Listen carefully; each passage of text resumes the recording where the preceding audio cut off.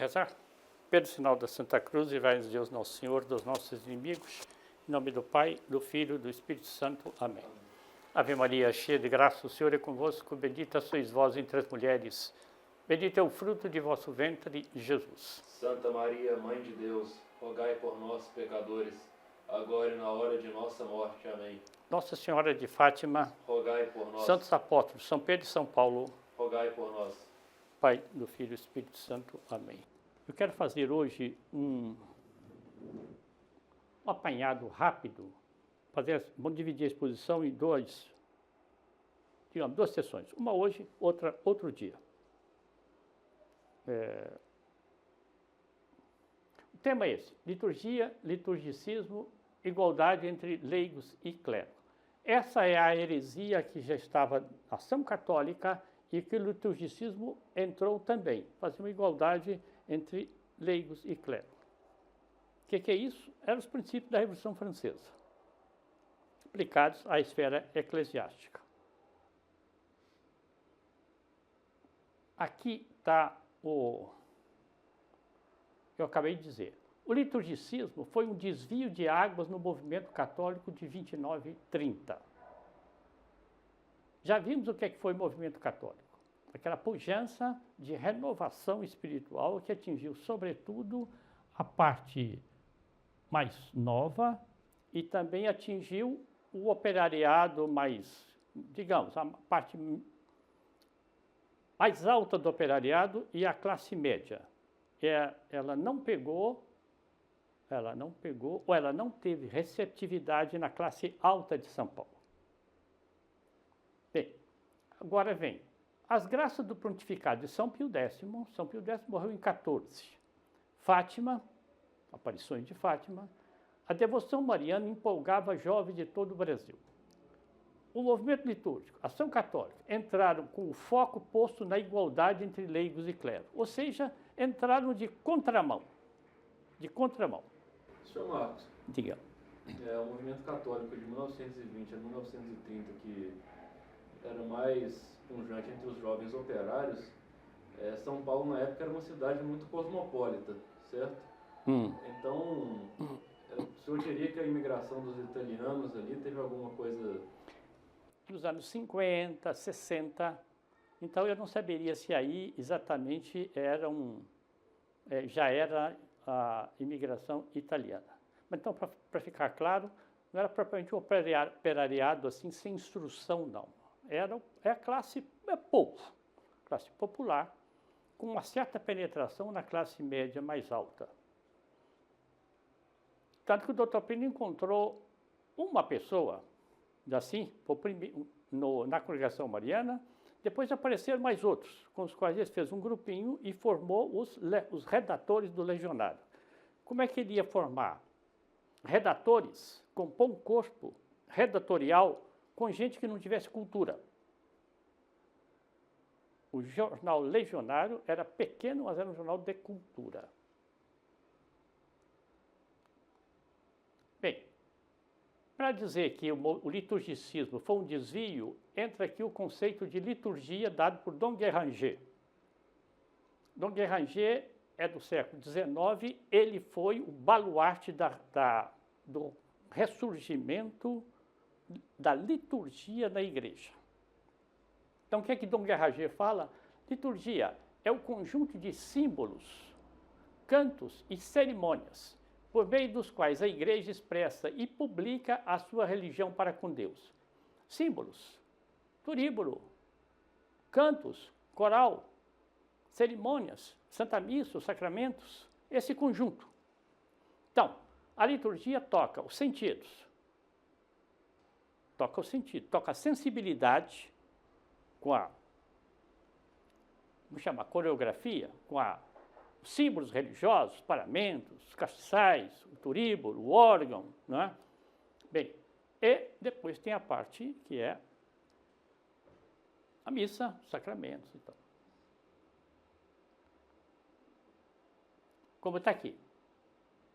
É um conjunto de símbolos magníficos pelos quais a igreja exprime a sua doutrina tomando o homem todo de outro lado, é uma oração. O que ele fala aqui que é o homem todo? É isso, inteligência, vontade e sensibilidade.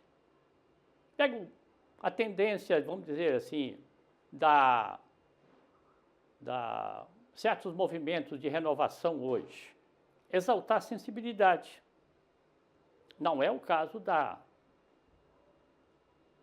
quando ele afirma aqui que toma o homem todo. Oração oficial que a igreja faz pela voz de seus representantes oficiais, portanto, tem que pertencer ao clero. Tem uma força invencível. Por quê? Porque é uma oração que tem a própria força de nosso Senhor Jesus Cristo. O padre diz, isto é o meu corpo, é a força de nosso Senhor Jesus Cristo. Quando ele diz, eu te absolvo de todos os teus pecados, é o que é? É nosso Senhor Jesus Cristo. O que quer dizer? Bem, o que é o liturgicismo? É a igualdade na igreja. O movimento litúrgico que se iniciou na Bélgica e teve o seu principal ponto de referência na abadia alemã de Maria Laach. Maria Laach é Alemanha. Foi, pelo contrário, entendido como uma irrupção dos leigos na participação ativa da igreja. Vamos ficar claro qual é o desvio do liturgicismo. Veja o título, Ação Mágica sobre os Fiéis. A liturgia, segundo as novas teses, exerceria sobre os fiéis uma ação mecânica ou mágica tal que tornaria supérfluo qualquer esforço de colaboração entre o homem e Deus. Ou seja, a vontade ficou de lado. É uma coisa mágica, ela opera por si mesma. Olha, não é assim. O que leva o homem para o céu é a vontade, nem é a inteligência, é a vontade. Continua.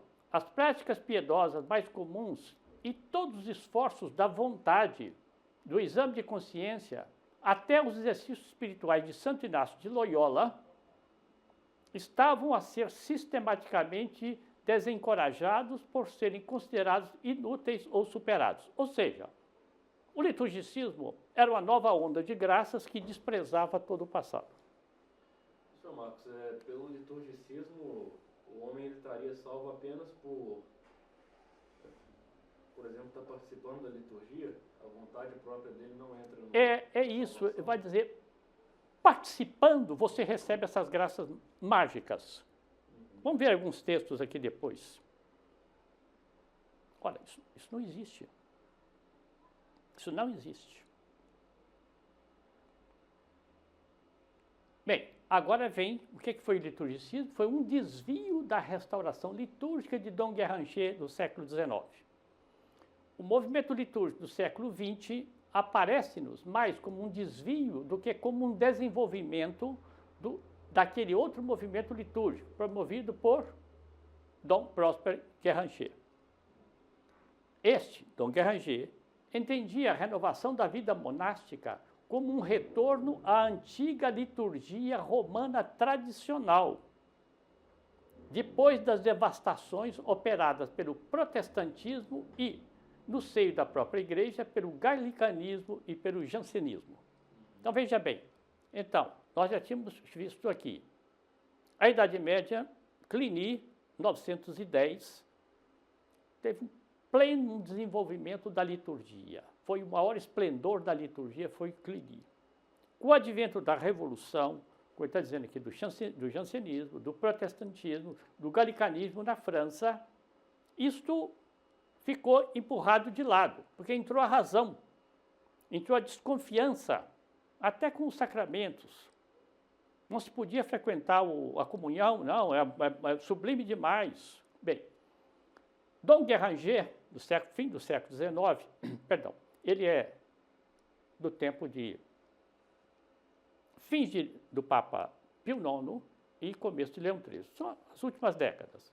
Dom Guéranger iniciou a restauração litúrgica nos moldes de Cluny. O liturgicismo, o que é que fez? Não foi a continuação disso. 30 anos depois, 40 anos depois, não foi. Foi a destruição disso daí.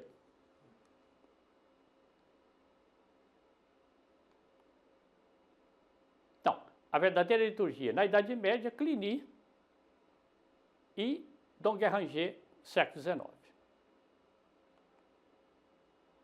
Bom, duas palavras sobre Cluny. Mosteiro de Cluny, na França, fundado pelo abade Beato Bernon, nasce da ordem beneditina.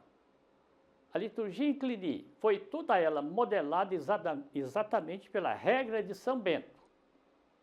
E a regra de São Bento estabelecia com detalhe todo o ofício divino como devia se transcorrer. Esplendor, máximo esplendor possível. Dom Guéranger diz isso, o ofício cantado, sistematicamente cantado. Mas isso aqui, o que é? Isso aqui não é para leigos, não. Isso aqui não é para leigos. O que o liturgicismo fez é começar a enfiar os leigos para recitarem o quê? O ofício divino, como vamos ver daqui a pouco.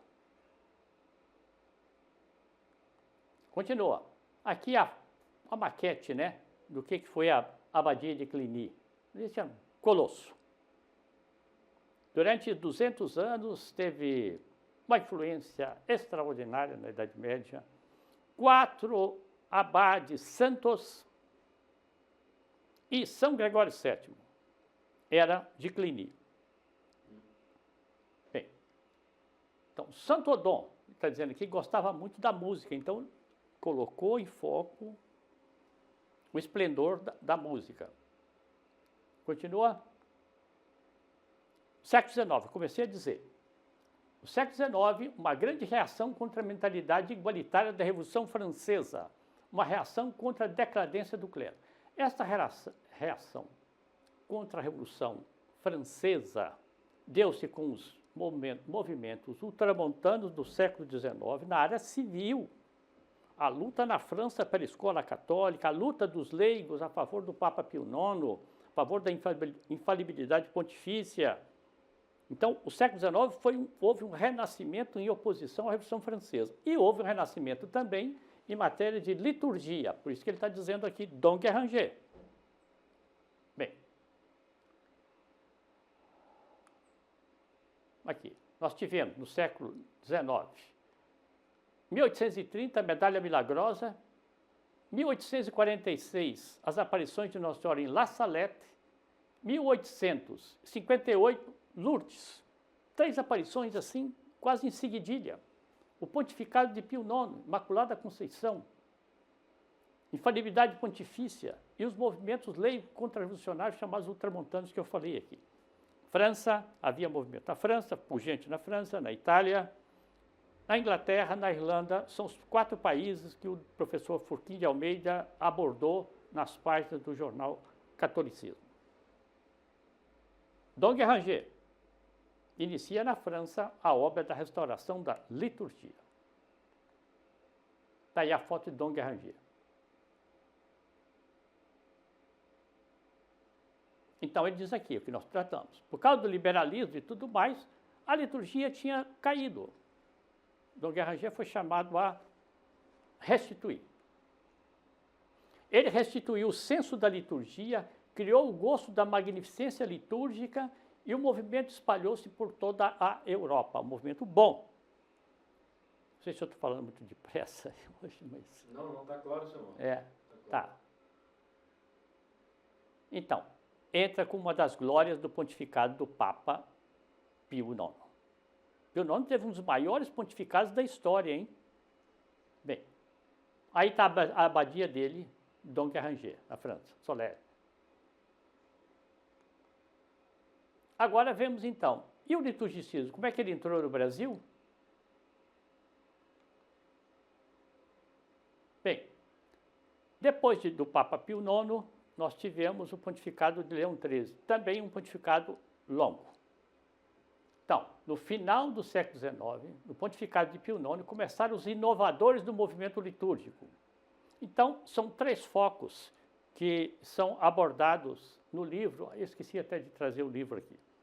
O livro do Frei José Ariovaldo da Silva, a defesa de tese dele, chamado O Movimento Litúrgico, no Brasil, em Roma. Isso foi por 85, 86. A defesa de tese dele, muito documentado. ele não é um conservador, mas ele cita os fatos. Então, vai lá, tirado dele. Primeiro, Marritsu, na Bélgica. Olha a data, ele diz aqui, 895, começa no Brasil também, por causa do todo perseguição que teve antes do Marquês de Pombal, o caso de Dom Vital. Em 95, ele está dizendo que começou um renascimento beneditino. Bem, outro foco na Europa, Garnstock, na Bélgica. Aí o Frei Zé Ariovaldo pega aí o depoimento dele com o Frei Mateus Hoppers, deve ser assim que pronuncia, Petrópolis. Conta que a partir de 23 estivera como prefeito do Colégio Franciscano em Garnstock, na Bélgica, onde se preparavam os jovens que iriam depois para o Brasil como missionários. Eram, sobretudo, jovens alemães que passavam em seguida a fazer o noviciado e todo o estudo de filosofia e teologia no Brasil mesmo, e depois trabalharem na província franciscana do Sul. Então, segundo foco, Bélgica.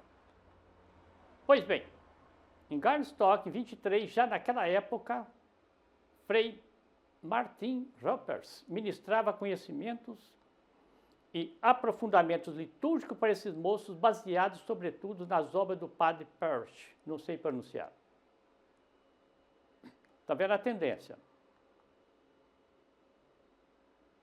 O mesmo Frei Roppers, aqui de Petrópolis, portanto, esteve 6 vezes em Maria Laach, Alemanha, entrando em contato direto com a vida litúrgica daquela comunidade. Por outro lado, muitos desses jovens, moços feitos, já imbuídos das ideias e realizações do movimento litúrgico, iam para Garnstock entusiasmados com a liturgia e, com tal espírito, passavam para o noviciado no Brasil. Olha, continuou o Frei Ariovaldo. Entusiasmados com o canto gregoriano, imbuídos de conhecimentos litúrgicos novos. O que é essa novidade? Vai ficar claro aqui. Senhor Marcos, qual que era a necessidade de trazer tantos padres de fora para o Brasil? Eu acho que foi a consequência Eu não conheço muito bem a história do Brasil, mas houve uma perseguição religiosa muito grande aqui na época do Marquês de Pombal, uma perseguição forte mesmo, muito forte. E depois, como consequência também da questão religiosa, né, onde Dom Vital foi preso por ordem do imperador, né, porque ele resistia à ideia de que as confrarias religiosas não podiam ser infiltradas por maçons, né. Então, isso esvaziou. Eu precisaria de mais conhecimento histórico, né, do Brasil. Mas, de fato, houve uma resistência. O próprio Frei Galvão, em São Paulo, né, aquele mosteiro de Nossa Senhora da Luz, um dia podemos visitar, né, está concernido também nessa resistência. As religiosas de lá. Bem, foi uma situação muito difícil. Na Alemanha, cujo maior centro irradiador era a Maria Laach, já se levava a efeito um trabalho litúrgico de caráter científico e pastoral de respeitável porte, ou seja, estava muito desenvolvido. Aí a abadia. Bom, aqui entra então a preparação do terreno no Brasil. Eu vou recapitular. Então, havia a graça mariana, fruto do pontificado de São Pio X e das aparições de Nossa Senhora de Fátima. Havia no Brasil, havia na Europa. Bem, no sentido contrário dessa graça mariana, vieram o quê? Vieram dois grandes movimentos, vamos chamar, a ação católica e o movimento litúrgico. A liturgia poderia ter sido desenvolvida perfeitamente bem dentro daquilo que queria Dom Guéranger, daquilo que queria Cluny, e ser um poderoso auxiliar ao movimento mariano. mas entrou como uma contestação, desvio de águas. Bem, então agora vem o que acontece que houve uma preparação no Brasil de terreno que foi, deu-se assim. Em 28, faleceu Jackson de Figueiredo, que foi um católico convertido. Eu acho que ele se converteu lá por 1920. Muito fogoso, ele fundou o Centro Dom Vital e fundou também a revista Ordem, que era a revista do Centro Dom Vital. Bem, ele morreu. Acontece que o Tristão de Ataíde estava em vias de conversão, mesmo, digamos assim, o próprio Jackson de Figueiredo era um apóstolo dele. Ou seja, o Tristão de Ataíde consumou, vamos dizer assim, não é, a conversão em 28, e ele foi escolhido, então, por Dom Leme para ser o sucessor do Jackson de Figueiredo. Só que ele tinha uma postura diferente, oposta ao Jackson de Figueiredo. Era a postura não combativa. Isso aí, por que eu entrei com esse dado? Porque esse dado vai favorecer, então, o crescimento do liturgicismo no Brasil. O Rio de Janeiro, capital da República. O Tristão de Ataíde, eles diziam que ele era conciliador, né? Conciliador. Isso todo mundo afirma. E ele foi conciliando tanto que depois ele passou a ser o quê? Ele passou a ser de esquerda declarada. O doutor Pino tem um carteio com o Tristão de Ataíde, começa em 28 e vai até, não sei, pelo menos uns 10 anos aí, cartas, idas e vindas, que eles se escreviam muito, se visitavam, mas o Tristão de Ataíde foi cada vez mais pendendo para o lado modernista, como vai dizer aqui. Aliás, tem fichas aqui sobre isso. Então, Alceu Amoroso Lima assume a presidência do Centro Dom Vital, do Rio de Janeiro, e a liderança do laicato católico, emprestando tanto ao Centro Dom Vital como à revista Ordem uma nova orientação. Em outras palavras, abandona-se a forte orientação de ser político-partidária. Vai explicar o que é. De antes, quer dizer, dada pelo Jackson de Figueiredo, para dar ao centro um caráter preferentemente cultural e também social, muito inspirado em Jacques Maritain. Vamos ver duas palavras aqui sobre quem foi o... Mas viu a rotação. A rotação coincidiu com o quê? Com a entrada do liturgicismo, dos liturgicistas do Brasil. Se o Rio não tivesse aberto ao liturgicismo, a batalha teria sido muito diferente. O foco de resistência era o legionário em São Paulo, professor Plínio Corrêa de Oliveira, padre Arlindo Vieira, era do Rio, mas colaborava também no legionário. Então vamos ver agora, talvez seja a ficha sobre Maritain. Jacques Maritain, está aí. Filósofo francês, século XX. Foi mentor e propulsionador da colaboração com os comunistas. Na época se dizia isso, política da mão estendida. Da democracia cristã, do Estado laico. Teve grande influência sobre a elite de esquerda católica no Brasil. Seu livro, Os Direitos do Homem e a Lei Natural, tem como base a libertação. Eu fui ver o resumo do livro. É impressionante, viu? Ele daria para fazer a ponte para a teologia da libertação. Foi combatido pelo legionário, pelo Dr. Pino, pelo padre Arlindo Vieira. Entre outros, hein? Sempre sob o apoio de Dom Leme, funda-se no Centro Dom Vital a Coligação Católica Brasileira, que abrangerá vários setores ou associações, como que Ação Universitária Católica, Confederação dos Operários Católicos, Equipes Sociais, Instituto Católico de Estudos Superiores, Associação de Bibliotecas Católicas, a Confederação de Imprensa Católica e depois a Liga Eleitoral Católica. Isso aí estava... Dom Leme fez uma espécie de federação e no topo da federação ele colocou quem? Tristão de Ataíde. Então passou a ser a peça-chave.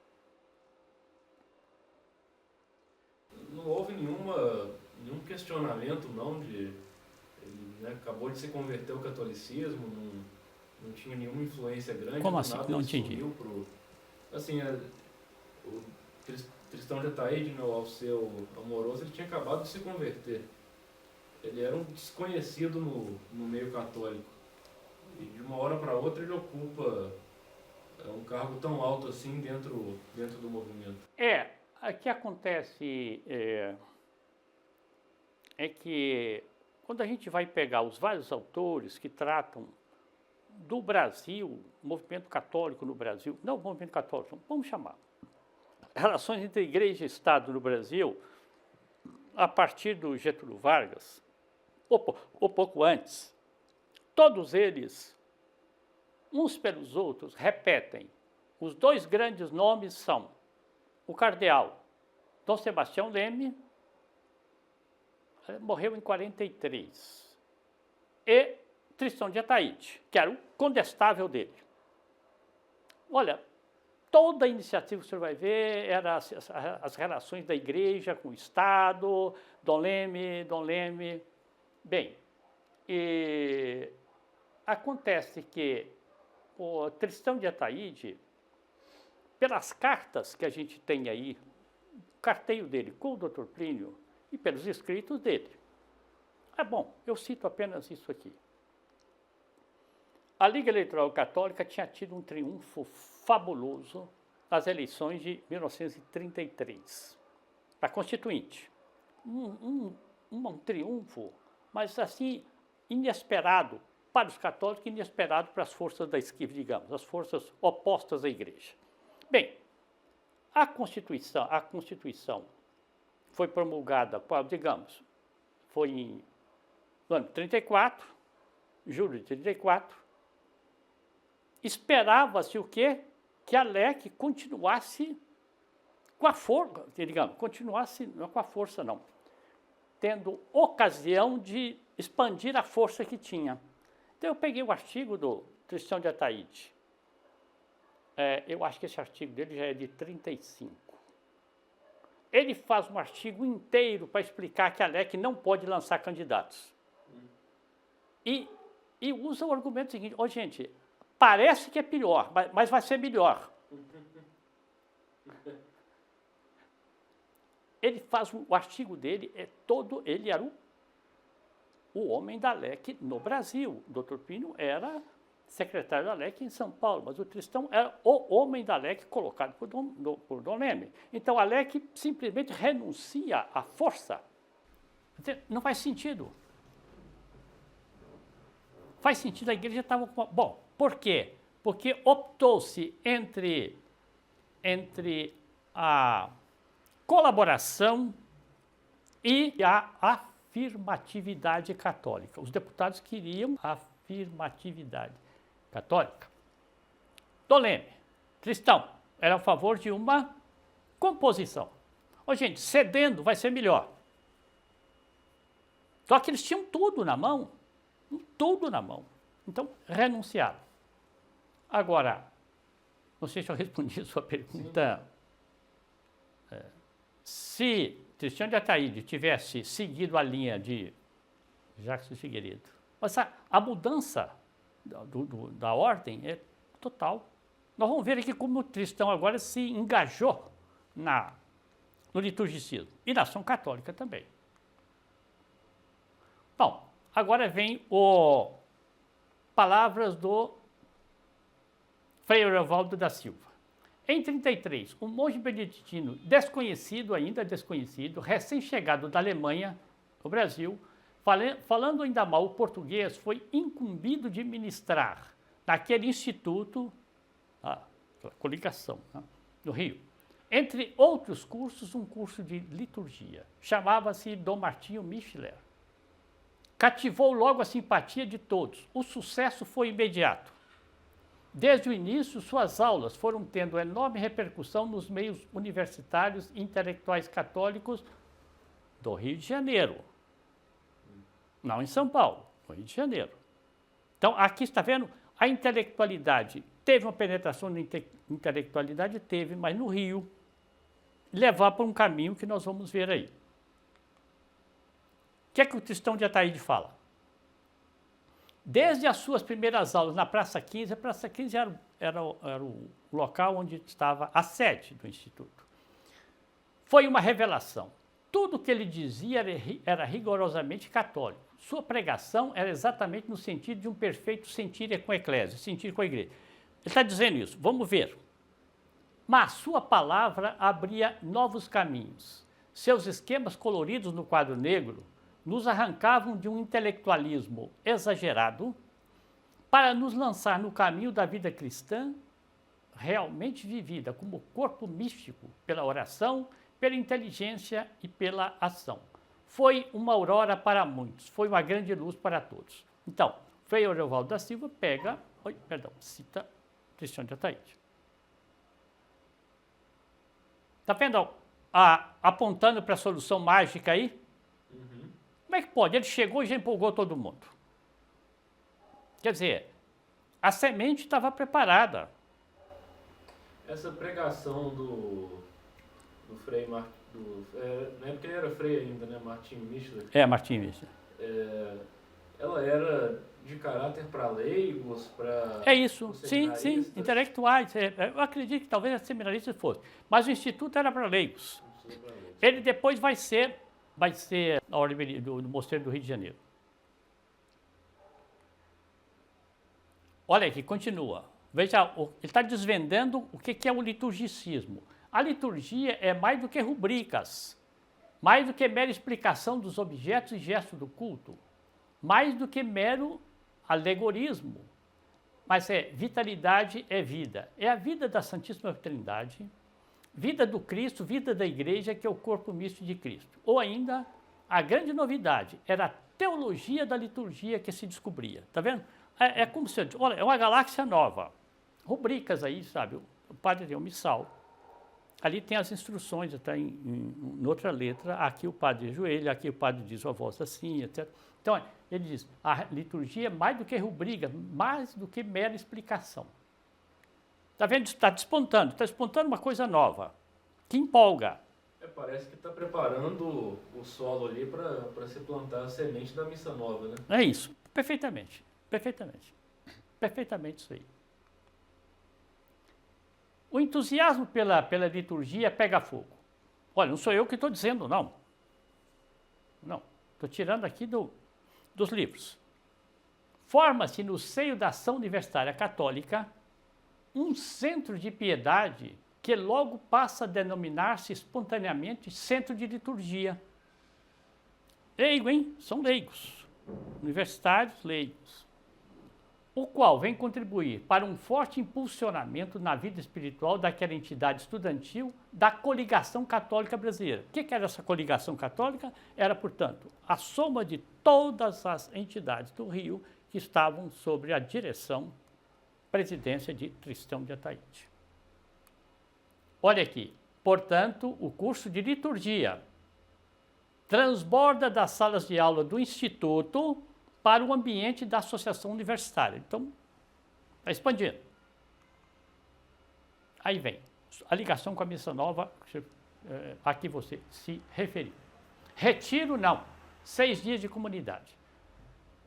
Continua o padre Ariovaldo. Os trabalhos do Centro de Liturgia se inauguraram com um retiro que Dom Martinho Michler fez com um grupo de 6 rapazes do mesmo centro, numa fazenda no interior do estado do Rio, 10 a 15 de julho de 33, ou seja, no ano que ele chegou. Poucos meses depois, já foi fazer esse retiro, esse rapaz. Nesse retiro, chamado de 6 dias de comunidade, para alegre e confortadora surpresa do grupo, no dia 11 de julho, se celebrava a primeira missa versus popolo no Brasil. E não só isso, a missa era dialogada. A primeira missa dialogada no Brasil foi fora da clausura de um convento, porque dentro do mosteiro beneditino já havia alguma coisa. Nós estamos falando aqui em 1933. Versus populum, o altar, então, o padre já não ficava virado para o nosso Senhor Jesus Cristo, virado para o povo. Além disso, ainda recitaram o ofício divino em comum. O ofício divino é privativo de religiosos. Por isso que igualdade entre clero e fiéis. Além disso, ainda recitaram o ofício divino em comum, o que no início estranhou e surpreendeu o grupo, pois se pensava que o breviário fosse exclusivamente reservado para os padres.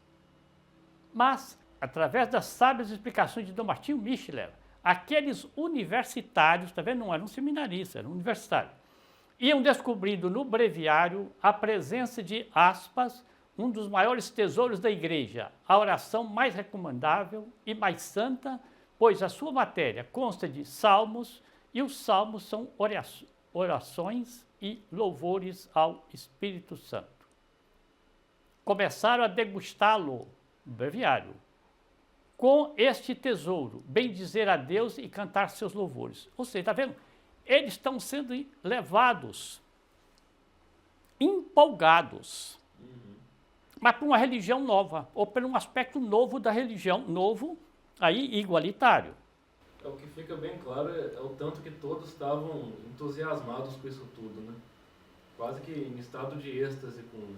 Aí que está a coisa. Aí que está a coisa. Eu li uma descrição, eu estou atrás desse trecho, de uma viagem que o Dom Snar descreve aos que eles foram a Buenos Aires, claro, de um navio, né?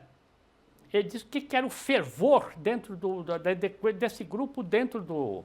Ele disse que nunca mais esqueceu daquilo. Veja bem, é o que é o Tabor? Claro que do Tabor São Pedro teve mais. Bem, isso, bem. Então continua o livro. Na sala principal, Dom Martinho Micheler, preparou um altar para a celebração da missa. Mas, para a grande surpresa nossa, em vez de encostar a mesa na parede, ele a colocou no centro da sala e dispôs um semicírculo de cadeiras, dizendo que iria celebrar de frente para nós. O que é isso? Isso se chama igualdade. É a participação daqueles universitários na celebração. Se a missa fosse virada para Deus, e só o Dom Martinho Micheler rezando. São fotos, hein? Esse aqui é tirado do livro, eu tirei do livro escrito por Dom Clemente Snar, e Dom Clemente Snar publicou um livro sobre Dom Martinho Micheler, post-mortem, né? No qual ele dá esses dados e transcreve as fotos também. Foi a primeira missa celebrada de frente para o povo no Brasil, na sala de uma velha fazenda do estado do Rio. Dom Martinho fez tudo isso com naturalidade.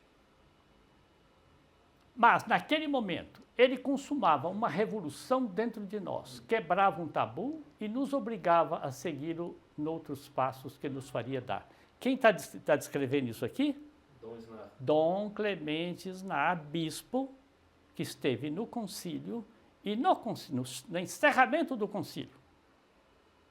Ele conta isso no livro. E me encontrei com quem?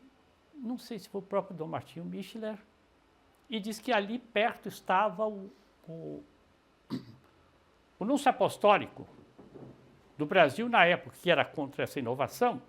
As nossas ideias daquele tempo triunfaram aqui. Então, pegou muito bem. Isso aqui, 33, vai se consumar no concílio em 65. Eles é que estão dizendo. Mas não parou aí a novidade, a missa foi dialogada, em latim, sem dúvida. Todos rezávamos pela primeira vez as partes que cabiam ao coro ou aos cantores. Foi um deslumbramento. Era a primeira vez que no Brasil, fora de um mosteiro beneditino, se dialogava a missa. No Mosteiro do Rio, em anos anteriores, Dom Armando Guisseio, deve ser, mestre de noviço, dialogara algumas missas. Aí vem também citações, né? O papel de Dom Martinho Micheler, artigo 539, liturgia e monarquismos. Bem, são citações que o padre Ariovaldo dá. Repito, é tese dele em Roma. Não é um livro que foi escrito aí assim, não. Bom, está aqui consequência desse ambiente. Missa versus populum, primeira comunhão no Mosteiro São Bento, no Rio. O Mosteiro São Bento era o foco. Dom Martinho Michler era o abade. Olha aí.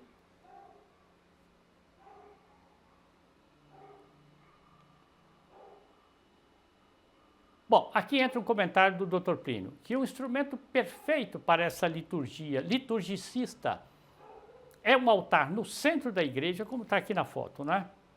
Porque aí não tem... a igualdade está levada ao máximo.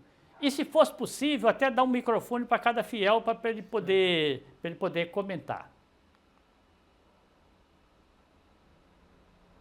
Aí, ó. O redondo é o melhor símbolo possível da indiscriminação, da massa e da igualdade. Não há cantinhos, não há privilégio, não há nada disso, é claro. Aí o padre José Ariovaldo da Silva comenta isto. Enquanto o Centro do Vital, no Rio, assumia uma linha que hoje chamaríamos de progressista, olha, ele está escrevendo o livro em 85 ou 86, por aí. Em São Paulo, a liderança leiga deste grupo estará nas mãos de Plínio Corrêa de Oliveira, que prossegue nitidamente com a ideologia do nacionalismo católico. Vou explicar o que é. Então ele diz, a oposição vinha de São Paulo. Essa expressão aqui, nacionalismo católico, não sei qual é o sentido que ele quer dar. Porque se é dizer que uma coisa que o Dr. Plínio não foi, era nacionalista. Absolutamente. Afirmar que o Brasil tem uma vocação providencial, isso não é nacionalismo. Nacionalismo é colocar a sua pátria acima de todas as coisas, endeusar a pátria. Bem, mas então ele reconhece, a reação era feita lá em São Paulo. Continua, ele citando, o próprio arcebispo de São Paulo, Dom José Gaspar, conforme testifica Dom Snar, portanto, vai com outro livro de Dom Snar, andava preocupado com a atuação do movimento liderado por P. Plínio Corrêa de Oliveira, pelo padre Geraldo de Proença Sigor, que estava em São Paulo na época, e por Monsenhor Castro Maier, que era vigário-geral da Ação Católica em São Paulo. Sem dúvidas, apoiado pelo Núncio Apostólico.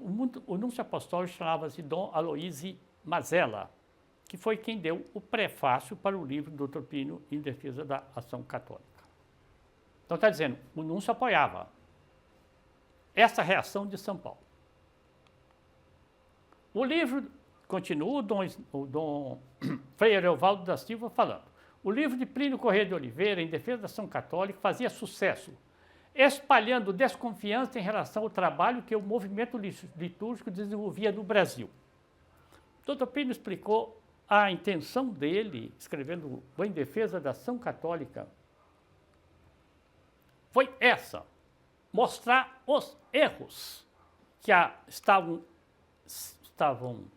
tinham penetração na ação católica e que isso ia levar a ação católica para quê? Para o progressismo, né? Bem,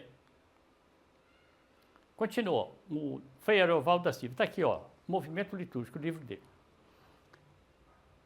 A Dom José Gaspar, falecido em 43, num desastre aéreo, indo para o Rio de Janeiro, sucedeu Dom Carlos Carmelo de Vasconcelos Mota.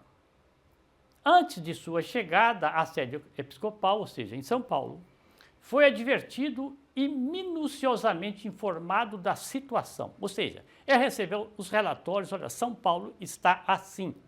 E o chefe dessa resistência, quem que é?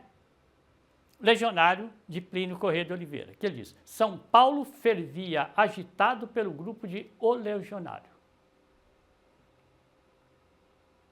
Agora, a última frase ali, neste ambiente geral é que o movimento litúrgico vai nascer, combater e se desenvolver, espalhando sua contribuição benéfica, isso na opinião de Frei José Ariovaldo da Silva, que ele é a favor do movimento litúrgico. Bem,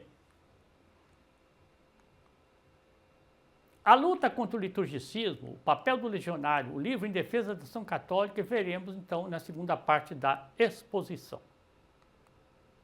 Então, eu repito 4, 5 frases só. Primeiro ponto é que havia uma graça de renovação do Brasil, renovação religiosa, moral, com base na congregação mariana. Contra essa renovação vieram, do ponto de vista religioso, o movimento litúrgico e a ação católica. Nós vimos aqui que consistia o desvio. O desvio era abandonar a razão, abandonar a vontade e entrar nessa era mística, vamos dizer assim, que o movimento litúrgico oferecia para as pessoas. Olha o ambiente que eles descrevem aqui.